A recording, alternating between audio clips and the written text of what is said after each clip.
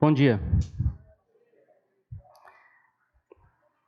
Como vocês viram aí nos anúncios, hoje nós estamos retornando à Escola Bíblica, Portal. Eu quero dar uma ênfase nisso, tá bom? Especialmente para você que está chegando, não conhece ainda bem a nossa igreja. Nós temos uma classe preparada para você, para que você conheça as nossas doutrinas, o que nós pensamos, como nós entendemos os conceitos fundamentais das Escrituras. Essa classe chama-se Vida Cristã. Como é que eu faço?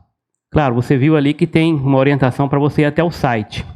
Mas vamos descomplicar um pouco. Procura qualquer irmão dessa igreja e se ele não souber te informar, ele vai indicar alguém para te mandar o link direto no seu WhatsApp. E aí você, é simples, quando chegar o horário hoje, 19 horas, você vai clicar ali e vai ser direcionado para aquela sala do Zoom. Procure algum irmão dessa igreja, obrigado, valeu. E aí ele também vai te direcionar para uma das duas salas que foram expostas aí, né? Duas matérias, Dinheiro, Sexo e Poder, e uma outra matéria, Histórias da Nossa História, tá? E para a turma que já fez a Vida Cristã comigo, vai ser direcionada para a sala Visão, que é o trilho que segue, tá ok? É só para deixar isso bem claro. Qualquer dúvida pode me procurar também na saída aí. Muito bem. Vamos orar? Senhor, nós vamos falar sobre santidade, Pai, aqui, agora. E eu peço a Tua misericórdia, peço o Teu poder. É um assunto muito difícil, de grande responsabilidade, muito negligenciado pela Tua igreja, fundamental para a vida cristã. E eu peço que, apesar de mim, o Senhor fale aos corações poderosamente. E que mesmo o mais incrédulo que esteja agora ouvindo, seja impactado, incomodado com esse assunto. Eu oro assim em Teu nome, Pai. Amém. Bom, vamos lá. Estou sabendo que tem bastante gente lá em cima também, está praticamente cheio. Glória a Deus por isso. Eu agradeço todos que têm entendido essa necessidade de congregar e a compreensão destes que, quando chegam, têm que ser direcionados para o salão lá em cima, então não tem esse contato tão vivo assim, mas estão aproveitando também, né, da comunhão ali e desse tempo de culto. Tá bom? Muito obrigado, Deus abençoe vocês. Espero que todos os visitantes estejam aqui embaixo. Tá? Essa é a orientação. Mas também, se você é um visitante e quer ficar lá em cima, ótimo, sem problema também. Você é bem-vindo e um abraço para todos aí que estão nos visitando, tá ok? Pode projetar para a gente aí. Então nós estamos falando de previna-se, né? Então a prevenção contra a perversão é a santidade.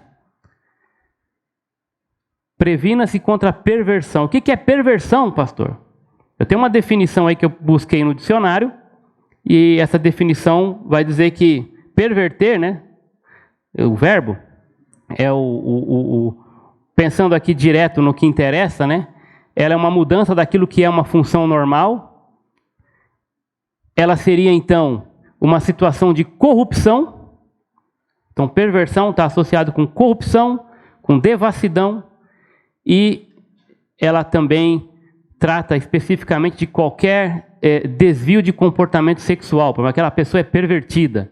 Quando fala assim, é muito natural pensar em questões sexuais, de uma vida libertina, né? Mas eu até coloquei um grifo ali, um negrito, na palavra corrupção.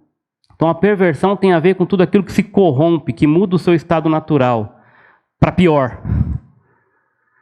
E eu quero olhar com vocês, antes de falar do que interessa, que é a vacina aí, né? Que é o previna-se, que é a santidade, eu quero definir essa questão de perversão nas Escrituras. Talvez você não goste muito do que você vai ouvir agora. A antropologia bíblica confronta, né, o ser humano. Especialmente se você ainda não entregou sua vida para Jesus e você está achando que frequentar a igreja, participar de um grupo como esse é suficiente para ser aceito por Deus. Porque de vez em quando você participa de uma obra social, isso é legal, mas você talvez atribui a isso o mérito para ir para o céu. E você acha que porque você não mata, não rouba, ou talvez até não beba, não fume, não torça para o Palmeiras, você é digno de ir para o céu. Né? Mas a Bíblia, ela tem um recado para você. E eu espero que você entenda bem isso. Como a Bíblia, ela define, como ela mostra o retrato do ser humano. E é óbvio, o ser humano após a queda.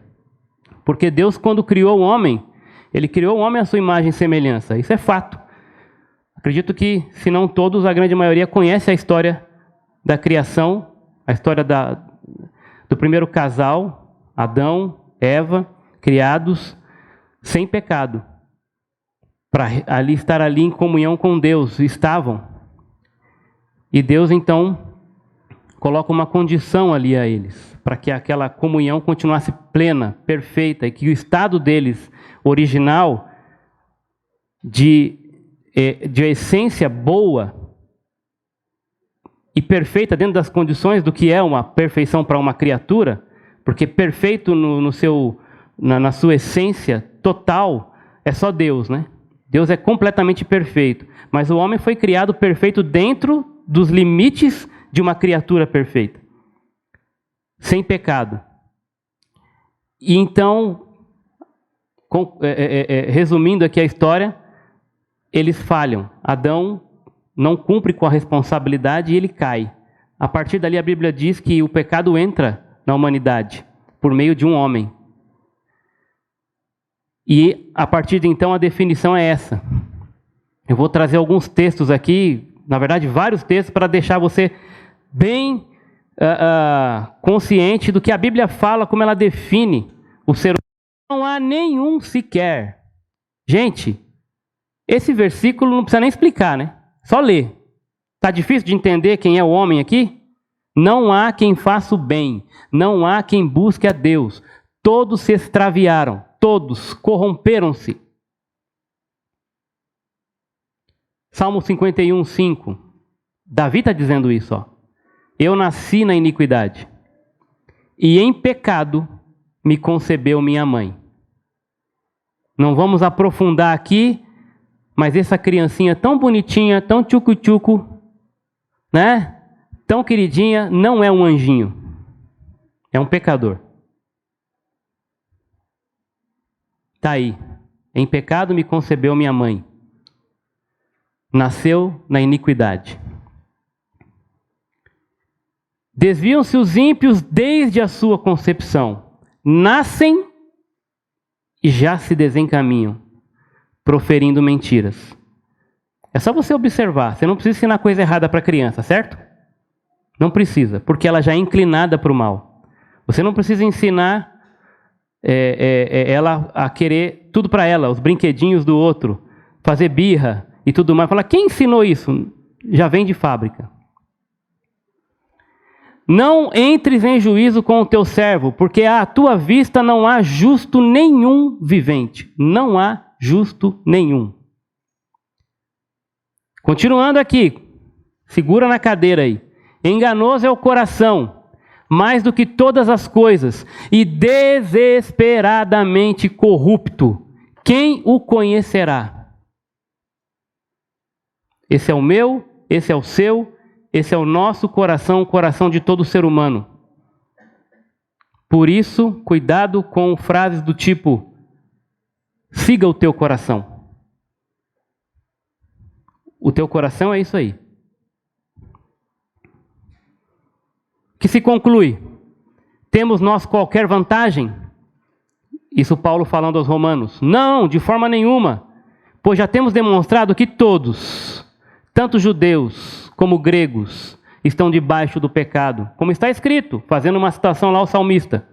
Não há justo nenhum sequer, não há quem entenda, não há quem busque a Deus. Todos se extraviaram, a uma se fizeram inúteis, não há quem faça o bem, não há um sequer. Nenhum. A garganta deles é sepulcro aberto, com a língua urdem engano, veneno de víbora está nos seus lábios, a boca eles a têm cheia de maldição e de amargura. São os seus pés velozes para derramar sangue, nos seus caminhos há destruição e miséria, desconheceram o caminho da paz, não há temor de Deus diante dos seus olhos. Ora, sabemos que tudo o que a lei diz aos que vivem na lei o diz para que se cale toda a boca e todo mundo seja culpável perante Deus, visto que ninguém será justificado diante dele por obras da lei, em razão de que pela lei vem o pleno conhecimento do pecado. Romanos capítulo 3, dos versos 9 ao 20. Mas Deus prova seu próprio amor para conosco, pelo fato de ter Cristo morrido por nós, sendo nós ainda pecadores. Portanto, assim como por um só homem entrou o pecado no mundo e pelo pecado a morte, assim também a morte passou a todos os homens, porque todos pecaram. Pois assim como por uma só ofensa veio o juízo sobre todos, os homens para a condenação, assim também por um só ato de justiça veio a graça sobre todos os homens para a justificação que dá a vida. Ele nos deu vida, estando vós mortos nos vossos delitos e pecados. Isso é forte. Como nós estávamos? Mortos nos nossos delitos e pecados. Por isso, não ache você que vem de você qualquer mérito para buscar a Deus, que vem de você qualquer vontade para buscar a Deus, porque morto não tem vontade, morto não pratica nenhuma ação, ele depende de uma nova vida. E essa nova vida só quem pode dar é Jesus. Muito bem. Esses pecados e delitos, nós andávamos outrora segundo o curso deste mundo, segundo o príncipe da potestade do ar, do espírito que agora atua nos filhos da desobediência, entre os quais também todos nós andávamos outrora. O Tiago acabou de falar da vida dele aqui, segundo as inclinações da nossa carne, fazendo a vontade da carne e dos pensamentos, e éramos por natureza filhos da ira, como também os demais, ou seja, tanto a gente como os outros, todos éramos mortos. Agora eu quero entrar nesse texto. 1 de Pedro, fazendo um resumo aqui do que nós queremos falar. Versos 14 a 16 do capítulo 1. Pedro vai dizer assim: como filhos da obediência. E aí ele está partindo já, falando para crentes, né, partindo do pressuposto que essas pessoas já entregaram suas vidas para Jesus. Essas pessoas já saíram daquela condição, porque Deus cria o homem nesse estado, a sua imagem e semelhança, perfeito. Vem o pecado e o pecado corrompe isso. Olha a perversão. O pecado vem e deturpa essa imagem e semelhança. Estraga isso. E aí, a realidade é essa que nós lemos, nesse momento, onde o pecado reina. Não há quem busque a Deus, não há quem faça o bem. E esses foram alguns versículos. Isaías fala que para o homem pecador, para o ser humano que se julga autossuficiente, bonzinho, ele fala que as obras desse ser humano para Deus são como um trapo de imundícia. E esse trapo de imundícia ali, ele faz referência, talvez as mulheres um pouco mais experientes vão se lembrar, ao pano da menstruação. Quando ainda não havia essa tecnologia dos absorventes modernos, talvez sua vovó tenha usado esse tipo de pano. E aquele pano, quando saía ali para lavar, é comparado às nossas obras mais genuínas, feitas com os nossos méritos, aqueles trapos que não servem para nada. Podres, imundos, contaminados. É assim, essa é a realidade do ser humano. Essa é a realidade do pecado, da queda. Mas quando Jesus veio e se entregou por nós, e quando nós cremos movidos pela ação do Espírito Santo para isso, então há uma regeneração, há uma restauração. Esse estado onde o homem foi criado de imagem e semelhança, ele é restaurado em Cristo, por meio da ação do Espírito Santo. Não por mérito próprio, mas por causa de Jesus vivendo em nós através do Espírito Santo. Da ação de Deus. Então ele vai dizer, como filhos da obediência, agora que vocês foram transformados, regenerados, então não vos amoldeis às paixões que tinhas anteriormente na vossa ignorância. Então ele está dando uma orientação clara de que, e deixando aqui também uma dica, olha, vocês foram regenerados, mas isso não significa que agora vocês estão livres, como robôs. Vocês ainda existe a possibilidade de viver uma vida daquele tipo. Não mais condenado, mas ainda assim se amoldando àquele estilo de vida anterior. Então ele está dizendo, não façam mais isso, ou seja, vocês têm condição de não fazer, nós vamos ver isso depois. Pelo contrário, segundo é santo aquele que vos chamou, tornai-vos santos também vós mesmos em todo o vosso procedimento.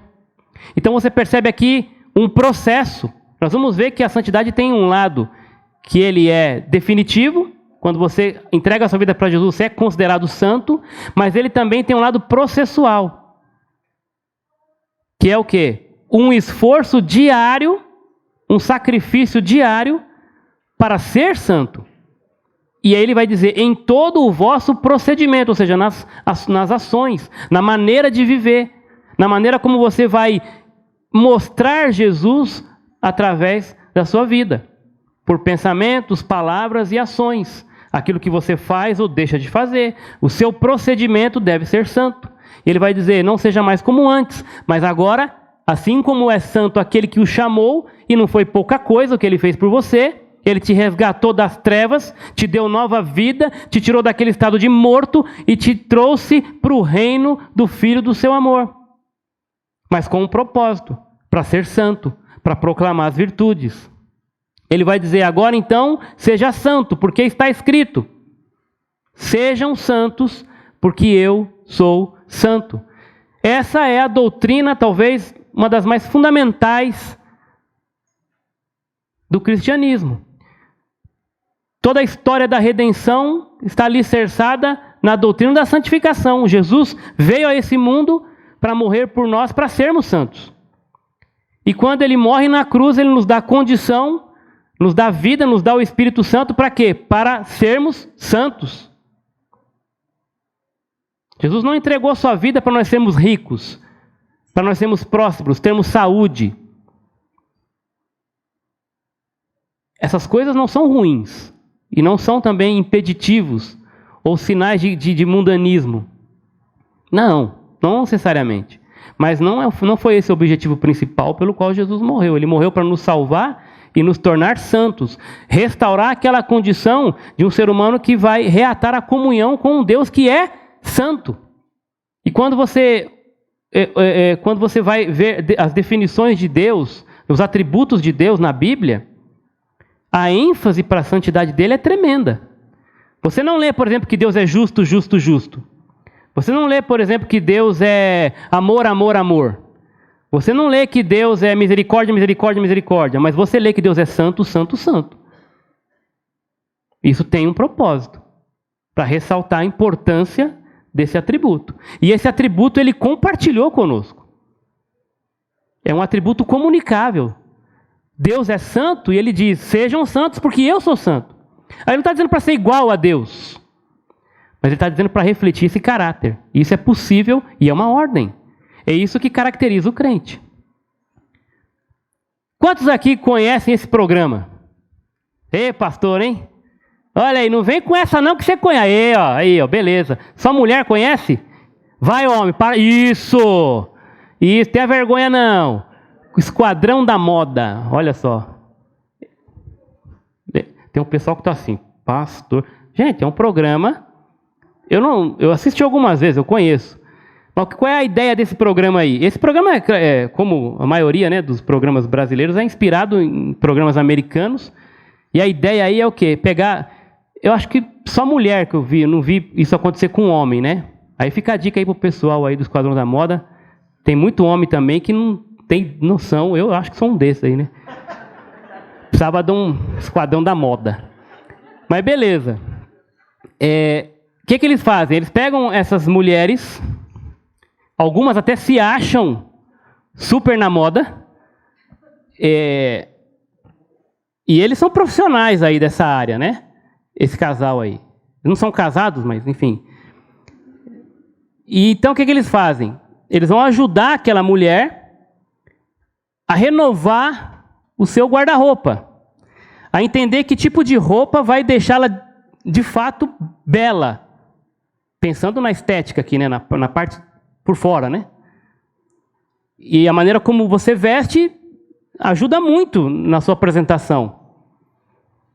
Algumas pessoas perdem a oportunidade de emprego, vocês sabem disso, porque não foram vestidas aos olhos daquele entrevistador adequadamente para aquela função, para aquele momento.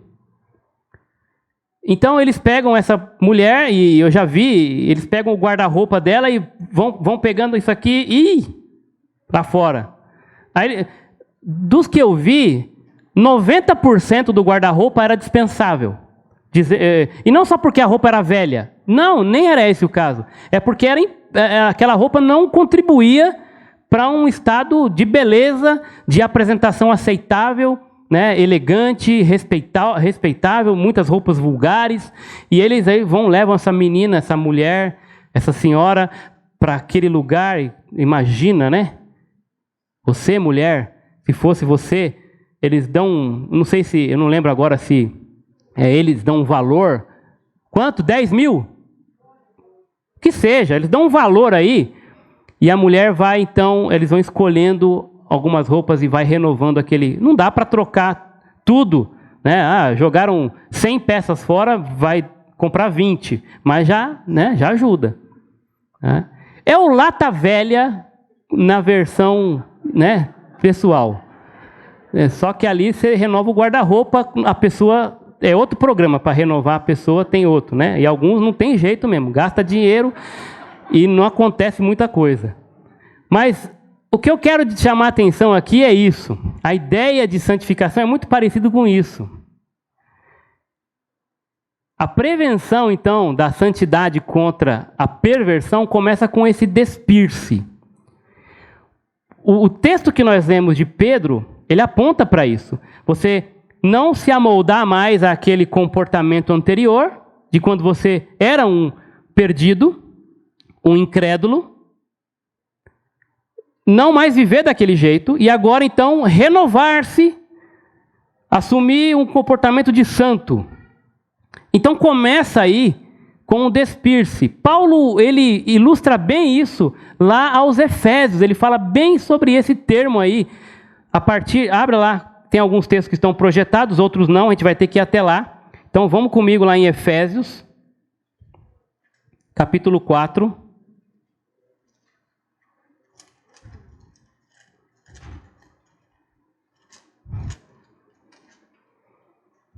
E é interessante que quando termina o programa, mesmo não sendo um programa que vai mexer com a pessoa assim, não vai fazer nenhuma cirurgia plástica ou coisa do tipo, vai renovar o guarda-roupa basicamente, talvez ali mudar um pouco o penteado e tal, mas parece que é outra pessoa, né? Fica irreconhecível. Efésios capítulo 4, a partir do 17, Paulo vai dizer assim: portanto, olha a linha de pensamento é a mesma, né? Digo-vos e dou testemunho no Senhor que não andeis mais como andam os gentios em pensamentos fúteis, obscurecidos no entendimento, separados da vida de Deus pela ignorância e dureza de coração. Havendo se tornado insensíveis, entregaram-se à devassidão, para cometer com avidez todo tipo de impureza. Olha a perversão aí. Mas vós não aprendestes assim de Cristo, se é que de fato ouvistes e nele fostes instruídos conforme a verdade que está em Jesus. Então aqui é um ponto que Paulo, né, traz aqui ele coloca um asterisco, um parênteses aqui, né? Olha, não vivam mais desse jeito, porque isso aqui não é coisa de cristão.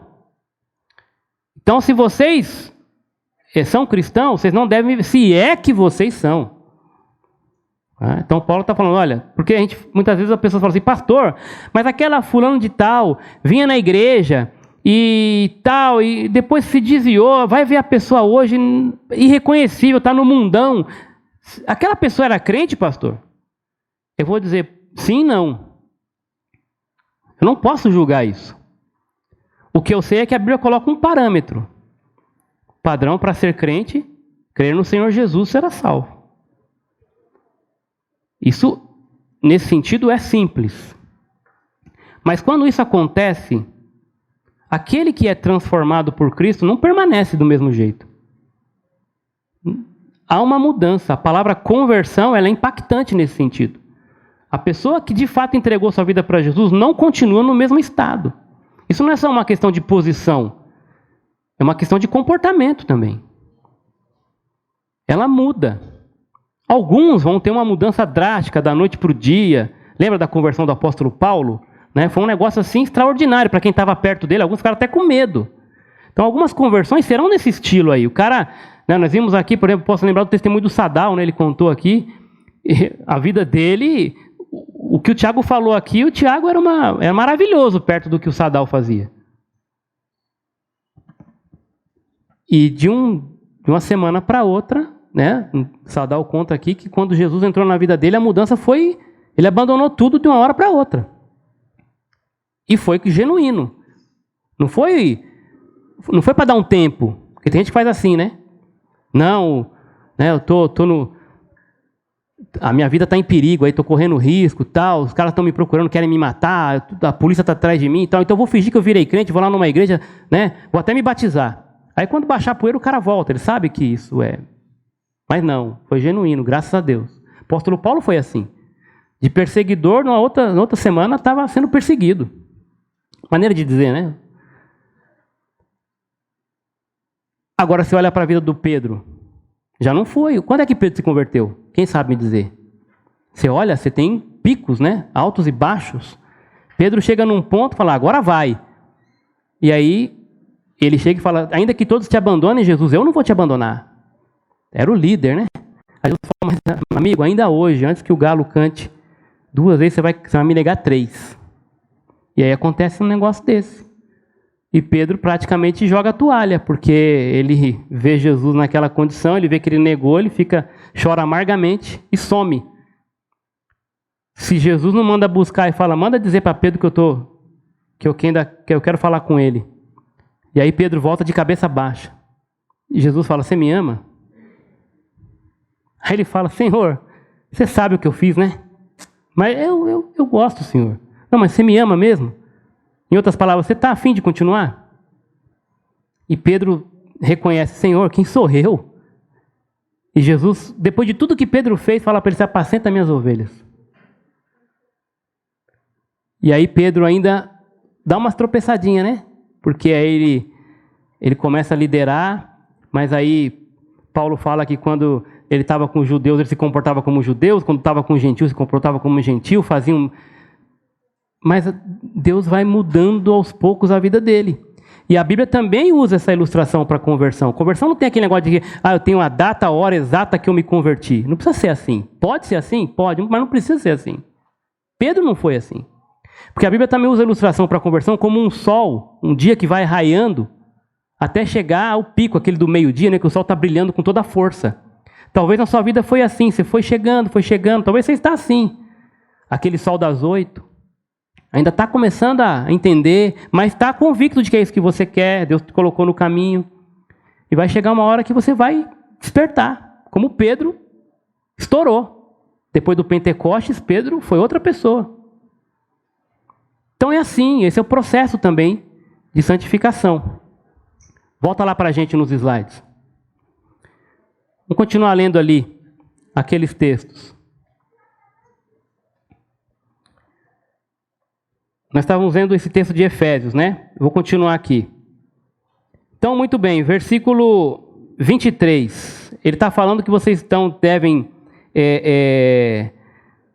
não devem mais andar como gentios, né, na ignorância, insensíveis, entregues à devassidão, se é que de fato vocês aprenderam e foram instruídos. E aí ele vai falar no 22, vocês foram ensinados o quê? A vos despir do velho homem, né, do vosso procedimento anterior, que se corrompe pelos desejos maus e enganadores.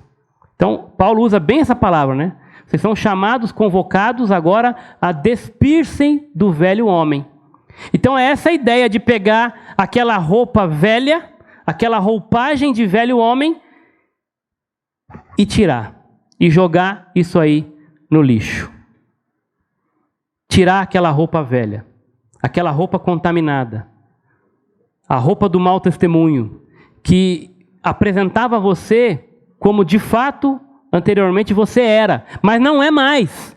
Então agora você mudou, você é uma nova pessoa, aquela roupa não pode servir mais em você. Então você tem que tirar. Talvez muitos lá fora, não é porque a roupa é velha necessariamente, mas ela é inapropriada. Como naquele programa, muitas das roupas que são jogadas fora são roupas novas, a pessoa acabou de comprar. Para muitos ela é linda, e muitos vão insistir que você use aquela roupa. Entende o que eu estou falando com roupa, né? Comportamento, jeito de ser, manias, vícios anteriores. A galera vai te chamar para continuar fazendo o que você fazia. Eles vão fazer pressão, eles vão dizer, não, mas eu conheço crente que faz. Eu conheço crente que é assim. Mas Deus está falando para você, tira essa roupa. Agora você é uma nova criatura. Você é uma nova pessoa. Larga isso. Despir-se. Despir-se. Tiago citou esse texto de 2 Coríntios 6. A gente geralmente usa muito esse texto para falar de namoro, né?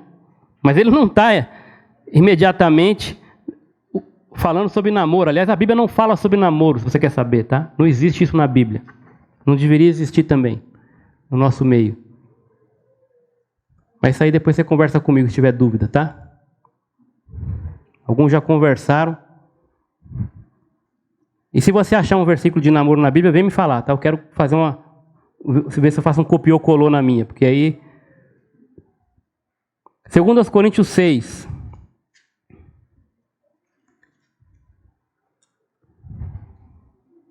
Conhecido, né? Não vos coloqueis em jugo desigual. Jugo é aquela canga de bois, né? Você coloca um aqui e o outro tem que estar na mesma medida para andarem, né, em comunhão ali e a caminhada ser suave. Não adianta você pôr uma canga num boi aqui e o outro lá embaixo ou lá em cima. Então não vos coloque em jugo desigual com os incrédulos. Esses de outrora, esses que nós definimos ali na antropologia, né, os mortos nos delitos e pecados, esses que se entregam à devassidão, né, à perversão, não se coloquem, falando para crentes, não se coloquem em jugo desigual com os incrédulos. Não se coloquem. Pois que sociedade tem a justiça com a injustiça? Que comunhão há entre a luz e as trevas? Que harmonia entre Cristo e Belial? Que parceria tem o crente com o incrédulo? E que acordo tem o santuário de Deus com os ídolos? Porque somos santuário de Deus, do Deus vivo, como ele disse. Habitarei neles e entre eles andarei, e eu serei o seu Deus e eles serão o meu povo. Essa é uma ordem de Deus para você que é cristão. Não se coloque em jugo desigual com os incrédulos. Não pode haver comunhão entre luz e trevas. Não pode haver comunhão entre Cristo e Belial. É uma ordem. Que comunhão tem entre o santuário de Deus e os ídolos? Então você tem que aprender como cristão a dizer não. A Bíblia é cheia de nãos. E você tem que respeitar isso. Cuidado. Porque tem muita gente achando que ser crente é simplesmente entrar para uma nova comunidade, mas nada precisa mudar. O mundo está moderno. E a igreja precisa se modernizar também. O que quer dizer com isso? Eu entendo que nós temos que acompanhar certas mudanças como igreja, na sua forma. O problema é quando a igreja começa a ceder. E aí, viver o evangelho da conveniência. Se aquilo é conveniente, a igreja então abraça. se não é conveniente, não importa se é bíblico ou não, mas não podemos perder as pessoas. Eu quero falar para você que está ouvindo a gente aqui nesse salão ou não, se você não conhece a Deus, esteja visitando ou não, eu estou falando isso porque eu quero o seu bem, quero que você entenda a verdade, porque tem muita gente te iludindo. Esse culto não é para você. Aliás, esse culto não é para ninguém aqui. O culto é para Deus. Então nós temos que honrar e glorificar a Deus. E sabe qual é a melhor forma de agradar você que está aqui nos visitando? Falando a verdade de Deus, porque você não pode ser iludido. Porque muitas pessoas estão sentando em cadeiras de igrejas aí e nunca vão entrar no reino de Deus.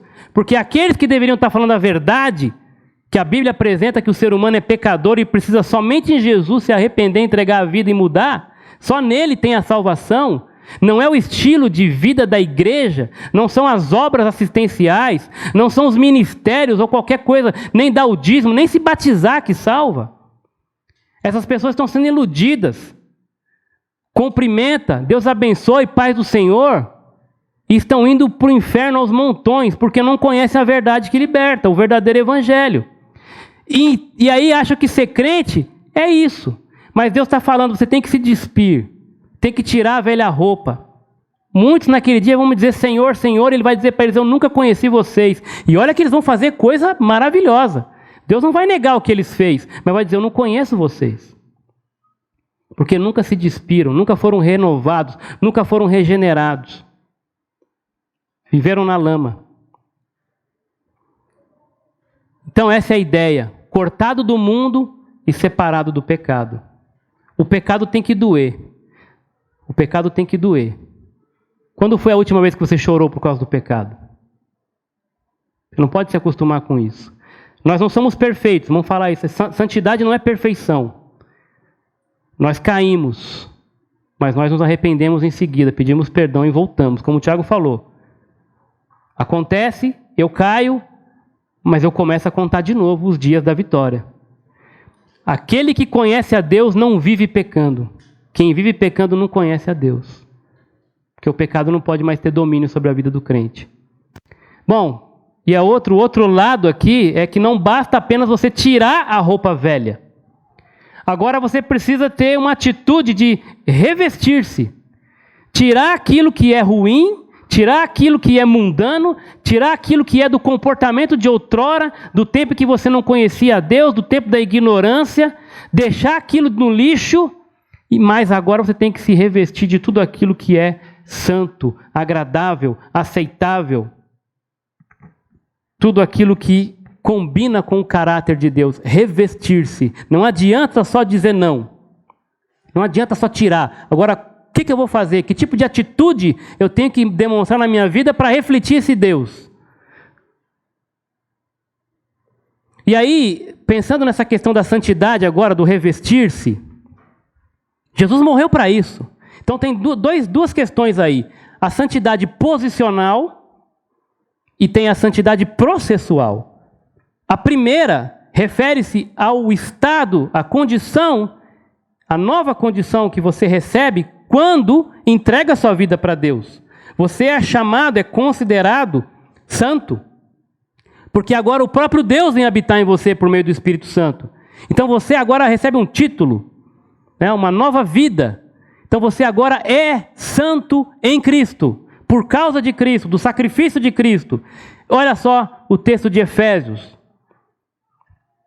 Alguns teólogos não gostam muito desse texto, não. Especialmente quando está falando da antropologia e depois da soteriologia, que é a doutrina da salvação. Como o homem era e o que aconteceu com ele. E por que aconteceu o que aconteceu, né? E como? Efésios capítulo 1, versos 3 a 5. Bendito seja o Deus e Pai do nosso Senhor Jesus Cristo, que nos abençoou com todas as bênçãos nas regiões celestiais em Cristo, assim como também nos elegeu ou nos escolheu nele antes do quê? Da fundação do mundo. Para que Deus nos escolheu? Por que e para que Deus nos elegeu? Ou elegeu aqueles que Ele elegeu? Por que Deus predestinou? Para quê? Qual o propósito disso? O texto continua, para sermos Mais alto para sermos santos e irrepreensíveis diante dele em amor. Então, o que Deus fez por você foi maravilhoso.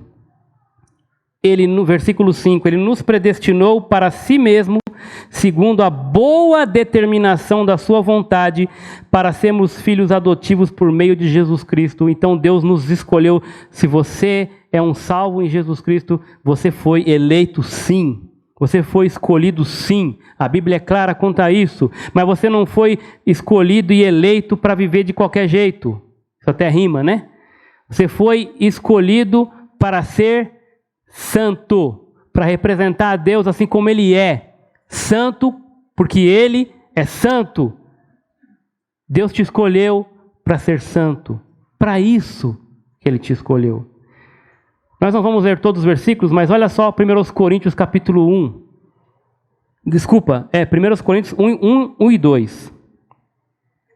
Não dá tempo de ler todos aí, tá? Depois você pode anotar ou rever isso em casa e aí acompanhar os outros textos. 1 Coríntios 1 e 2, Paulo vai falar que Jesus ele morreu por isso, né? Efésios fala, Jesus, já antes da fundação do mundo, Deus nos elegeu. Para que ele fez isso? Para ser santo. E aí, ele chama a igreja de os santos, os santificados. Então, ele engloba todos os salvos nesse termo, os santos, os santificados. Paulo, chamado para ser apóstolo de Jesus Cristo, pela vontade de Deus, e o irmão Sóstenes, a igreja de Deus em Corinto, aos santificados em Cristo Jesus, chamados para serem santos, com todos os que estão em todo lugar que invocam o nome do Senhor Jesus Cristo, o Senhor deles e nosso. Então Paulo está chamando a igreja de Corinto, os irmãos, de santos, chamados para serem santos, santificados em Jesus Cristo. Então essa é a questão posicional. Se você entregou sua vida para Jesus, se você já tem essa convicção de fé, já teve um encontro verdadeiro com Deus, então você é santo por definição. Mas acontece que existe um outro aspecto aí dessa santidade, ou dessa santificação, que é o aspecto processual. E isso dói. E isso não é fácil. Existe sacrifício, que é o quê? O esforço para viver cada dia tirando a roupa velha e colocando essa roupa nova. Revestindo-se, né, de tudo aquilo que é atributo agradável a Deus, das características que agradam a Deus, que refletem o caráter do próprio Deus. Esse é o processo. Voltando lá para Efésios, quando Paulo fala de despir-se do velho homem, voltando para Efésios 4, ele vai continuar dizendo, então vocês vão se despir do velho homem, no versículo 24 em diante, ele vai dizer... E aí vocês vão se revestir do novo homem, criado segundo Deus, em verdadeira justiça e santidade. E a partir daí, ele vai começar a dizer o que significa isso na prática.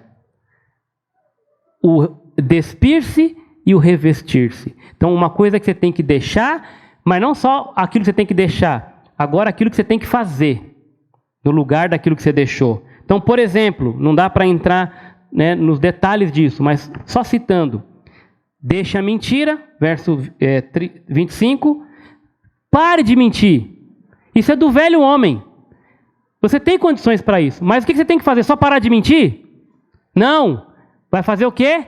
No lugar? Fale a verdade. Mas, pastor, em todo tempo, toda hora, mas e aquela mentirinha branca, como alguns vão dizer, né? E aquela mentira que é para ajudar?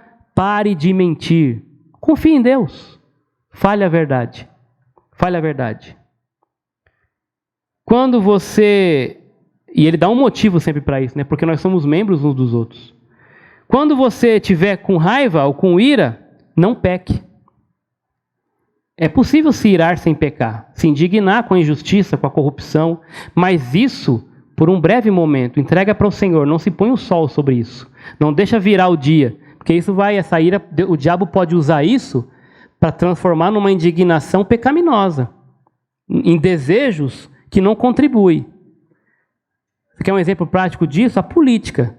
Você vê o país aí, às vezes, né, são tomadas decisões que nós ficamos indignados. Nós não estamos ali para conhecer os detalhes, mas de qualquer forma, como é que pode acontecer um negócio desse? Qual que deveria ser a sua atitude? Senhor, Pai, não permita que essa corrupção continue. Mas se você ficar alimentando esse sentimento, você vai querer que o presidente morra. Quando a Bíblia fala que você tem que orar por ele. Está entendendo aonde vai parar a sua ira, que a princípio era justa, pela má gestão do país ou coisa do tipo? Em vez de colocar diante de Deus e pedir graça e orar, se você alimentar aquilo, você vai querer que as pessoas morram, vai sair postando um monte de coisa que você nem sabe, né, da onde está repassando, você nem sabe o que é verdade e o que não é mais. Não, quando você irá, não peque. Para quê? Para você não dar lugar ao diabo, está dizendo ali. Aquele que roubava, não roube mais. Mas é só parar de roubar? Não. O que tem que fazer? Trabalhe. E trabalhe para quê? Para que tenha com o que repartir com o que está passando necessidade. Olha só, despoje-se do roubo. E o roubo aqui não é só aquele roubo à mão armada, né? Você pode sonegar, um monte de aquele roubinho caprichado que o brasileiro tem, né? O jeitinho brasileiro de fazer as coisas, né? Mas, enfim, aquele que roubava, não roube mais, mas trabalhe com as próprias mãos. Para quê? Para que possa ajudar outro que está em necessidade. Olha aí, despir-se, revestir-se. Tá bom? E aqui, só para terminar esse parágrafo aqui, não saia da vossa boca nenhuma palavra torpe ou que cause destruição. Então, aqui não é só parar de falar palavrão, né? Está envolvido também. Mas palavra torpe é palavra inapropriada. São brincadeiras que não servem, certos comentários, palavras que não vão edificar as pessoas. Fofoca, difamações. Mas ao contrário, é só parar de falar essas coisas? Não. Falem palavras que edifiquem, aquelas que forem boas para edificação, a fim de que transmita graça aos que ouvem. Então, só parando aqui, mas se você continuar lendo, vai entrar no capítulo 5, ele vai começar a falar de prostituição e um monte de coisa. Tudo que você tem que dizer não, mas trocar pelo quê? Por uma vida santa. Fidelidade, amor. Para concluir, então, tem esse lado posicional e o lado processual, tá bom? Mateus 5,13 fala que nós temos que ser sal. Ser sal é um processo, né? Viver de maneira que a nossa vida mostre Jesus, dá sabor, né? O sal, ele não é influenciado por nada, ele influencia tudo. Essa é a ideia. Não, estar no mundo, mas influenciando, não sendo influenciado por ele. Separados para Deus, para a sua exclusividade. Para terminar, eu quero só lembrar vocês que ser santo requer um equilíbrio entre o despir-se e o revestir-se. Não adianta só obediência sem amor. Ou seja, só o lado do despir-se. Tem muita gente que acha que ser santo é só dizer não. Não pode, não pode, não pode. Você é santo, não pode assistir isso. Você é santo, não pode comer aquilo. Não pode beber aquilo outro. Não pode ir naquele lugar. É tudo não, não, não, não. As pessoas crescem ouvindo que ser santo é só não. É não pode, não pode, não pode. Isso faz parte, mas não é só isso. Porque santidade sem amor é legalismo. E tem muita gente legalista na igreja, vivendo só a base do não pode, não pode. Aqui nessa igreja não pode, não pode. Não é assim. Mas o outro lado também é tão ruim, tão pervertido quanto esse primeiro. Que é o amor sem a obediência, é a libertinagem. Pode tudo. Não, porque o mundo nós estamos na modernidade, essa igreja não pode perder ninguém, nós temos que aceitar todo mundo, porque é uma igreja de braços abertos. Cuidado com esse tipo de conversa. Né? Não, mas pode vir do jeito que você está, a gente te aceita. Verdade, mas não pode continuar desse jeito. Mas aí nós não podemos, né? Olha, a igreja tem que ser amor, a igreja tem que ser amor. Que amor é esse? Que amor é esse? Você ama assim seu filho? Tudo pode? Vai ver onde ele vai parar. Se é que já não está em algum lugar que você já não tem mais controle. Por quê? Porque foi esse tipo de amor sem obediência. Só colocar coisa nova, mas não tira o velho. Não tira o velho, vai contaminando, vai corroendo aquilo que está entrando. Pode tudo, não.